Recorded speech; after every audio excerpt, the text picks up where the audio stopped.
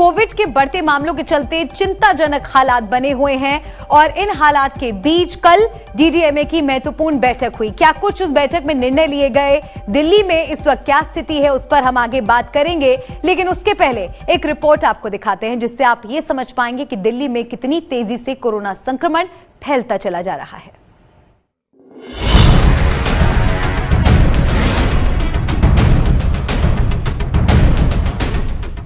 पिछले 2 साल से कोरोना के खिलाफ महायुद्ध लगातार जारी है। कुछ दिन पहले तक जब कोरोना का दायरा कम हुआ था तो मास्क से लेकर तमाम दूसरी पाबंदियों में भी कमी आई थी। लेकिन कोरोना के घटते ग्राफ के साथ ही लोगों की लापरवाही भी शुरू हो गई। न मास्क की चिंता की और न ही भीड़ भाड़ वाले इलाकों से परहेज और न ही सोशल डिस्टेंसिंग का पालन। नतीजा ये हुआ कि कोरोना का दायरा एक बार फिर बढ़ने लगा। राजधानी दिल्ली में तो कोरोना की रफ्तार कुछ ज्यादा ही तेज हो गई है। पिछले 24 घंटों में राजधानी में 1900 पॉजिटिव केस मिले हैं, जबकि मंगलवार को यह आंकड़ा 632 था। सोमवार को 501 और रविवार को 517 मामले दर्ज किए गए थे। कोरोना के तेजी से बढ़ते मामलों को देखते हुए दिल्ली सरकार भी अलर्ट हो गई है। बुधवार को डीडीएमए यानी दिल्ली डिजास्टर मैनेजमेंट अथॉरिटी की अहम बैठक हुई और मास्क को एक बार फिर जरूरी कर दिया गया। सार्वजनिक जगहों पर लोगों के लिए मास्क पहनना अब अनिवार्य होगा। मास्क न लगाने पर 500 रुपए का जुर्माना लगाया जाएगा। इससे पहले दिल्ली में मास्क नहीं पहनने पर 2000 रुपए का जुर्माना लगाया गया था। दिल्ली में मामले बढ़े तो आहट हिमाचल तक सुनाई दी, क्योंकि मौसम गर्मी का है और सैलानी हिमाचल की वादियों का रुख कर रहे हैं। लिहाजा राज्य सरकार सतर्क है और जल्द ही कोरोना प्रोटोकॉल का सख्ती से पालन करवाने पर विचार कर रही है। अभी अगर हम ट्रेंड देखें तो कोविड के मामलों में गिरावट हमारे हिमाचल प्रदेश में आई है और काफ़ी हद तक कोविड समाप्त होने की दिशा में ऐसा लग रहा है। फिर भी उसके बावजूद जो चिंता का विषय है, जो हमारे एडजॉइनिंग स्टेट हैं, वहाँ कोविड के मामलों में एकदम थोड़ा सा इंक्रीज दिख रहा है। तो ऐसी सूरत में पर्यटन सीजन होने के कारण हिमाचल प्रदेश में भी हम थोड़ी चीज़ों को लेकर के विचार करेंगे। हालांकि कोरोना से डरना नहीं है, बल्कि ये वक्त तो कोरोना से लड़ने का है, उसे हराने का है। एक्सपर्ट भी कह चुके हैं कि नए मामलों में बढ़ोतरी चौथी लहर के लक्षण नहीं है। मतलब अभी भी कोरोना को बढ़ने से हम और आप रोक सकते हैं, लेकिन उसके लिए जरूरी है एहतियात बरतना और मास्क को जरूरी तौर पर पहनना। Bureau report.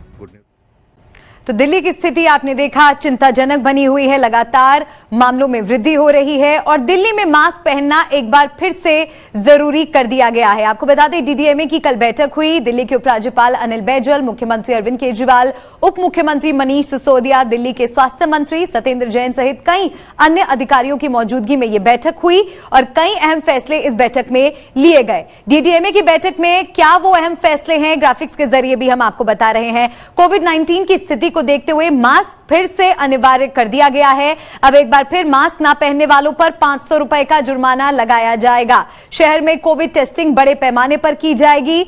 वैक्सीनेशन पर अधिक जोर दिया गया है और साथ ही डीडीएमए की बैठक में स्कूलों को बंद नहीं करने का फैसला लिया गया है। वहीं सामाजिक समारोह पर सरकार की कड़ी नजर रहेगी, क्योंकि लगातार मामले बढ़ रहे हैं और कोरोना की रफ्तार को रोकने के लिए ये कदम बेहद जरूरी माने जा रहे हैं। मेरे साथ मेरी सहयोगी मिलन शर्मा जुड़ गई हैं, साथ ही हमारे साथ खास मेहमान हैं डॉक्टर आशीष जायसवाल, जिनसे हम चर्चा करेंगे और समझेंगे कि कोरोना की ये जो बढ़ती रफ्तार है इसके पीछे की क्या वजह है। लेकिन मिलन, सबसे पहले हम बात कर लेते हैं डीडीएमए की बैठक की। कई महत्वपूर्ण फैसले, जैसे कि कल हम जिक्र कर रहे थे, डीडीएमए की बैठक में लिए गए हैं। बिल्कुल, ये तो जाहिर सी बात थी कि डीडीएमए की बैठक में सबसे पहले जो दिल्ली सरकार का निर्णय रहा वो रहा मास्क की वापसी, और फाइन भी लगा दिया गया है। अब 500 रुपए का फाइन बताया गया है दिल्ली सरकार की तरफ से मास्क नहीं पहनने के लिए पब्लिक जगहों में। लेकिन अब दिल्ली सरकार के लिए जो बड़ा चैलेंज रहेगा डीडीएमए की मीटिंग में डिसीजन लेने के बाद, वो रहेगा कि लोगों को अब मास्क पहनने के लिए आप कैसे जागरूक करेंगे, क्योंकि जगह जगह पर दिल्ली में कहीं भी अब लोग मास्क नहीं पहन रहे हैं। सोशल डिस्टेंसिंग मेंटेन करनी पड़ेगी दोबारा से। इसके लिए दिल्ली सरकार को खुद रिगरस कैंपेन चलाने पड़ेंगे। दूसरा बहुत अहम निर्णय जो दिल्ली सरकार ने लिया, वो एक अभिभावक के लिए अच्छी खबर जो थी वो है कि स्कूल बंद नहीं किए जाएंगे। और इस पर काफी विवाद रहा, क्योंकि पेरेंट्स नहीं चाहते थे कि स्कूल बंद हो और बच्चों को स्कूल जाने देना चाहिए। लेकिन कल जिस तरीके का उछाल हमने केसेस में देखा है, 1000 से ज्यादा केस 24 घंटों में, ये सिर्फ ये दिखाता है कि जैसे जैसे आप टेस्टिंग बढ़ा देंगे, ये एक और निर्णय था डीडीएमए की मीटिंग में कि टेस्टिंग भी बढ़ाई जाएगी और वैक्सीनेशन पर भी जोर दिया जाएगा। तो जैसे आप टेस्टिंग बढ़ाएंगे वैसे आप और केसेस भी देखेंगे, और यही हुआ है। 12,000 से 14,000 से बढ़ाकर हमने टेस्टिंग और तेज कर दी। अब 17,000 के ज्यादा टेस्ट हुए तो उसमें 1,000 केसेस कोरोना वायरस के पाए गए। अब जो पॉजिटिविटी रेट है वो 5.70% पहुंच गया और एक मौत भी दर्ज हुई है 24 घंटों में दिल्ली में। तो ये चिंताजनक स्थिति है और इसके चलते ही डीडीएमए की बैठक में ये अहम फैसले कर लिए गए। जी, तो मौजूदा स्थिति देश भर में कोविड-19 को लेकर क्या है, उसकी रिपोर्ट भी हमने आपको दिखाई। मिलन ने भी आपको जानकारी दी कि डीडीएमए में क्या क्या फैसले लिए गए और ये फैसले इतने महत्वपूर्ण इस वक्त क्यों हो जाते हैं। लेकिन इस बीच वायरस के आर वैल्यू, रिप्रोडक्शन रेट को लेकर चेन्नई के आईएमएस के एक रिसर्चर का अनुमान सामने आया है। कोविड-19 के लिए भारत में प्रभावी आर वैल्यू जनवरी के बाद पहली बार बढ़कर 1 से अधिक हो गई। यह नंबर बताता है कि संक्रमण कितनी तेजी से फैल रहा है। पिछले कुछ हफ्तों में लगातार बढ़ रही आर वैल्यू 12 से 18 अप्रैल के बीच 1.07 थी, जबकि 5 से 11 अप्रैल के बीच में ये 0.93 थी। और जो रिसर्चर हैं उन्होंने ये भी बताया कि पिछली बार आर वैल्यू 1 से ऊपर यानी कि 1.28 16 से 22 जनवरी के बीच वाले सप्ताह में थी। और ऐसा माना जाता है कि महामारी को कंट्रोल करने के लिए आर वैल्यू 1 से नीचे होनी चाहिए। और इसी से जुड़ा सवाल डॉक्टर जायसवाल मैं आपसे पूछना चाहती हूं, आर वैल्यू भी क्या हमारे लिए एक बहुत बड़े खतरे की ओर इशारा कर रहा है जिस तरह से ये बढ़ता जा रहा है?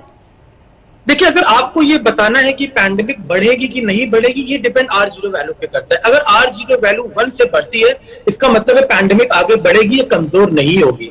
बट जो R0 वैल्यू है, एक तरीके का बिहेवियरल चीजें हैं, इसको बहुत ज्यादा फॉलो कर पाना बड़ा मुश्किल इसलिए हो पाता है क्योंकि R0 वैल्यू डिपेंड करती है कम्युनिटी टू कम्युनिटी। मतलब कुछ कम्युनिटी जो कि बहुत अच्छे से मास्क का यूज करते हैं, जो सारी जो अपना सैनिटाइजेशन, डिस्टेंसिंग को फॉलो करते हैं, या कम्युनिटी जिसमें ये सब फॉलो नहीं हो जाता, दोनों में ही R0 वैल्यू अलग हो सकती है।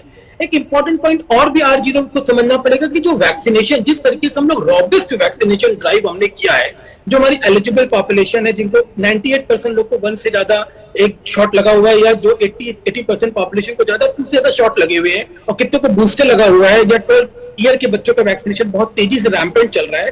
तो जो वैक्सीनेशन होता है ये भी इस R0 वैल्यू को प्रभावित करता है। एक तीसरा इंपॉर्टेंट पॉइंट ये भी है कि जो इमरजेंस होते हैं, जैसे जैसे नए वायरस आते हैं, कुछ जैसे अभी जो हमारा XE वायरस का स्ट्रेन चल रहा है, जो कि ओमिक्रॉन का बीटा 1 बीटा 2 का रिकॉम्बिनेंट वायरस है, ये इसकी R0 वैल्यू इनकंपैरेबल जो डेल्टा या अल्फा है उससे ज्यादा होती है। तो कई फैक्टर्स डिपेंड करते हैं, वायरस इटसेल्फ डिपेंड करता है, जनरल पॉपुलेशन डिपेंड करती है। बट ये इंपॉर्टेंट पॉइंट है कि अगर R0 वैल्यू 1 से कम रहेगी, इसका मतलब पैंडेमिक धीरे धीरे डाई करेगी, वो एक तरीके से इंडेमिसिटी बना देगी और कभी कदार इन्फेक्शन होते रहेंगे।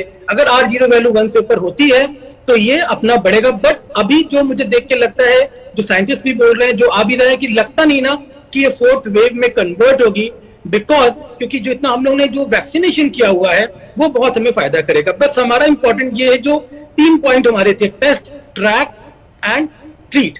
तो जो टेस्ट वाला पॉइंट है उसको हमको और अच्छे से देखना पड़ेगा कि जो हम टेस्टिंग करें, हम जीनोमिक सीक्वेंसिंग को भी बढ़ाएं।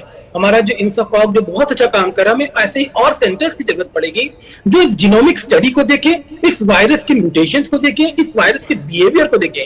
क्योंकि देखिए, अल्टीमेटली हमको इस वायरस के साथ ही रहना है। अब ये वायरस एक तरीके से इंडिया में एंडेमिक हो गया है। जब भी ये एलर्जी के, इन्फेक्शन के, रेस्पिरेटरी इश्यूज बढ़ेंगे, ये वायरस अपने आप अपना रूप निकाल के आएगा।